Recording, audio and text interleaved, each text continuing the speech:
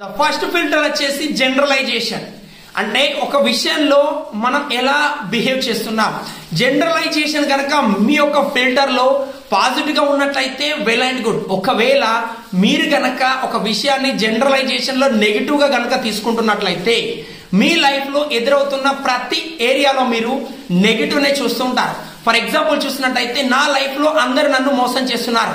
అందరూ అంటే ఒక ఏరియాలో మీరు ప్రాబ్లం ఫేస్ చేస్తుంటే అందరూ మోసం చేస్తున్నారనే మైండ్ సెట్ లో ఉంటున్నారంటే మీరు నెగిటివ్ జనరలైజేషన్ లో ఉన్నారని అర్థం. ఎలా చూద్దామంటే చూడండి, ఒక ఎగ్జాంపుల్ చూద్దాం. ఒక పర్సన్ లైఫ్ లో వేరే వాళ్ళకి హెల్ప్ చేశాడు, అతనికి ఒక పర్సన్ రిటర్న్ తనకి హెల్ప్ చేయలేదు. ఒకవేళ మీ మైండ్ లో కనుక జనరలైజేషన్ లో మీరు హైలో ఉన్నారు, నెగిటివ్ లో ఉన్నట్లయితే ఒక్కరు మీకు రిటర్న్ హెల్ప్ చేయలేదు, చాలా మంది రిటర్న్ హెల్ప్ చేస్తున్నారు, మీరు హెల్ప్ చేస్తున్నారు. కానీ మీ మైండ్ కనుక జనరలైజేషన్ లో ఉంటే ఏం చేస్తారు?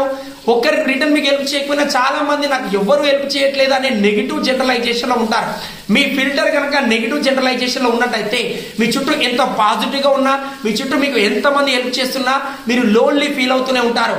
మీ మైండ్ లో కనుక ఈ జనరలైజేషన్ హైలో ఉన్నట్టయితే మీ ఇలాంటి మైండ్ సెట్ ఉన్న పర్సన్ ఎక్కువగా డిప్రెషన్ కి వెళ్ళడం, నెగిటివ్ థాట్స్ కి వెళ్ళడం, సూసైడ్ థాట్స్ కి వెళ్ళడం జరుగుతుంది.